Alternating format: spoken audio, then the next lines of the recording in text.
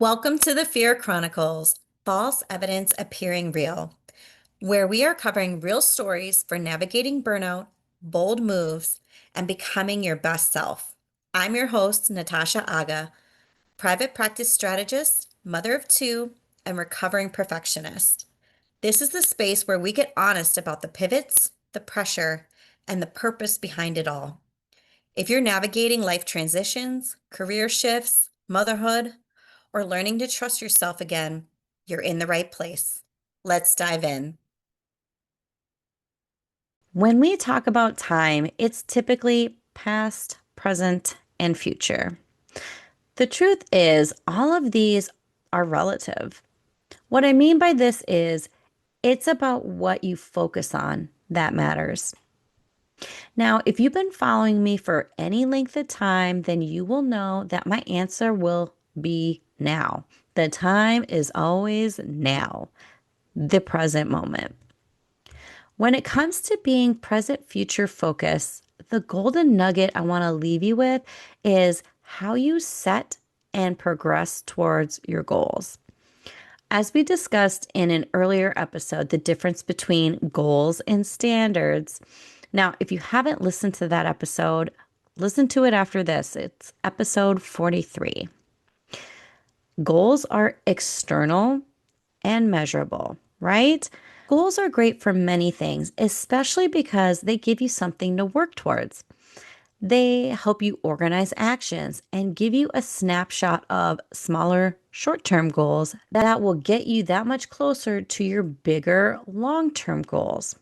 For many of us that are high achievers, we may find ourselves scared or hesitant by the big goals that we set for ourselves. That is great news because your big goals should scare you to some degree. Your goals should be outside of your comfort zone. They should push your limits, require you to show up differently, and in most cases, change your life.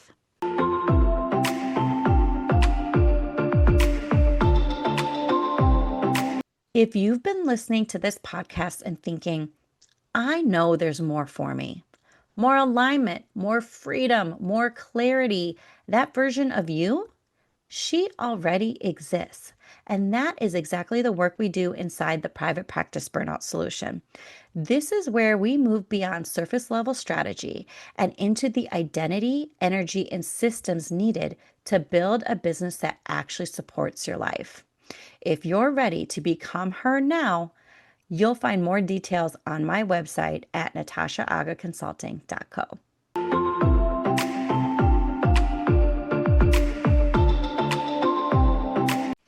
That is how you know you have a big goal, a big, gigantic goal worth striving for.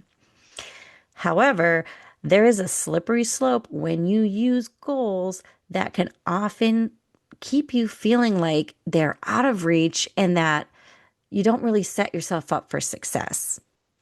The takeaway from this episode is a reframe of how you look at goals and their function in your life so that you not only set them, but you can achieve them by shifting your focus and attention using your brain, right? Which is that RAS or your reticular activating system in the future, being future focused, and then taking those aligned actions, which is the now, the present moment. This is the formula to becoming successful at being present future focused. Let's break down what goals do to your mind. What happens is you see that it's in the future, right? Because it hasn't happened yet. That is where the gap is formed. The gap becomes bigger and bigger when the goal becomes more and more out of reach or your perceived reach. When that happens, that's when the feelings start of the overwhelm, the questioning of how you're going to get there, and thinking it's going to take a long time, and wondering if you're losing your mind.